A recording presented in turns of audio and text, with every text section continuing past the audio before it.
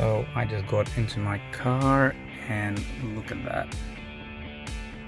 So this should be the latest and last update for 2019. So this will be the one that has the text messaging and the traffic light visualizations and stop signs, which will be pretty cool.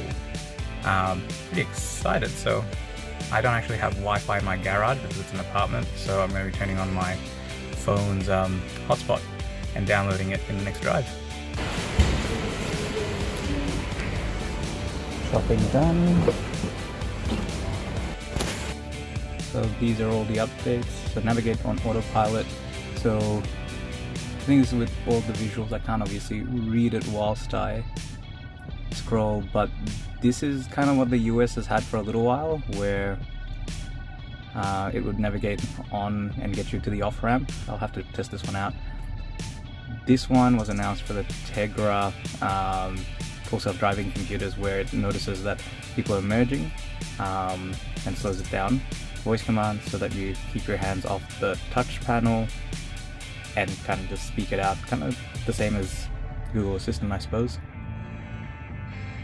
Oh yep, so now the text messages will come up. Camp mode, if you're camping inside the Tesla. This is added Twitch, so you can stream that. Stardew Valley, new game, backgammon, voice keyboard, so you can just type stuff out. Tracks is like a little music player thing. New languages, all that, so let's have a look. Call seems to just come up now on the other side. I'm not sure if it's because I'm on park. Let's see. There we go. Twitch is now live, and on arcade, Stardew Valley has taken the top spot from Cuphead. Any other major things? Don't see the messages thing here, but no, I'll test it out in a little bit. Can't wait to actually see the visualizations, so I can't do it today since I'm driving by myself, but in a little bit. So I haven't gotten the text message thing to work yet, but navigate on Autopilot is there. Let's see what we can customize. Yes. Perfect. Didn't see too many things there. Nothing too different there. That's all pretty standard. So the Autopilot one's new.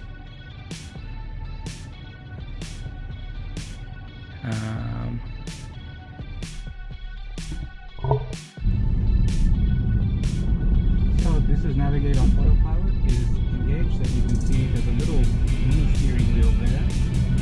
And the audio might have changed because I'm using the GoPro at the moment since I'm driving.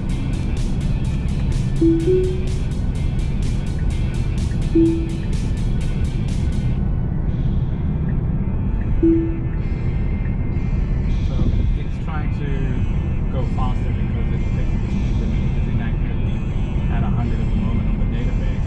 So it's trying to overtake the other car. So it was doing it automatically without me indicating.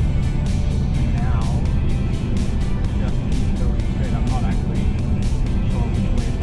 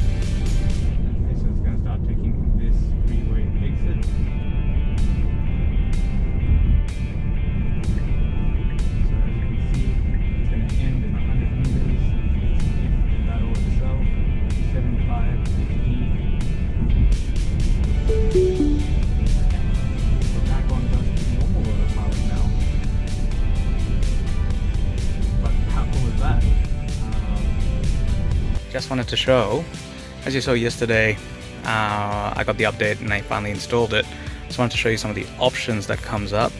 So just to show, I'm not sure if the VIN's important, but there you go. So that's the, there you go, that's the latest update. So on the control side of things, nothing's really different. It supposedly now saves a lot more of the preferences under your driver profile. Lights exactly the same, locks exactly the same. Display now, I think this English language is a new thing. I don't really want to change it to anything else, but there you go. Driving now. The hold mode came on the last update, so it extends the range by essentially turning on regen and for much earlier, much later, so even at low speeds. So it just regenerates a bit more. Autopilot's where all the differences are. So navigate on autopilot was new. So basically what it seems to do is at the beginning of every trip it comes up with that little blue bar and lets you engage it, and in addition to that little driving circle that comes up here, on the actual navigation, as you saw from the GoPro footage, it has a little steering wheel as well, so when you enable it, it starts navigating and driving itself. So this is that one that I was talking about, where you can either come up with an indication to say, hey, do you want to actually change lanes, or it can do it for you, and you can set it to do a chime and vibrate.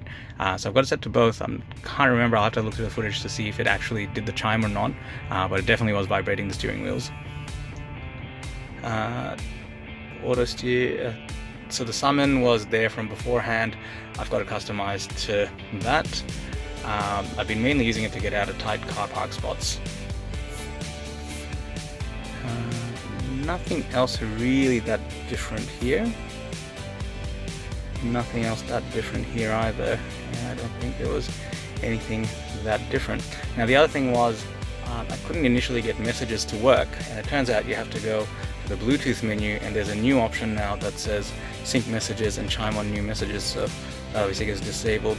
So once you have that enabled on your call, which I'll have to hide, it's got all my friends' numbers, it comes up with a new tab that says messages. I couldn't get that to come up before, and now the call menu has shifted to the left, whereas previously it used to come up here from memory. Anyway, I'm going to leave the Tesla to charge. I'm going to go to the library. I'm currently at Moonee Pond Central. This is probably Australia's newest supercharging station at the moment. So at the moment it's the 30th of December 2019. And as far as I know, this is the latest one to have gone live. Anyway, catch you in a bit. I'll go to the library nearby and edit the video, and you'll see it very quick.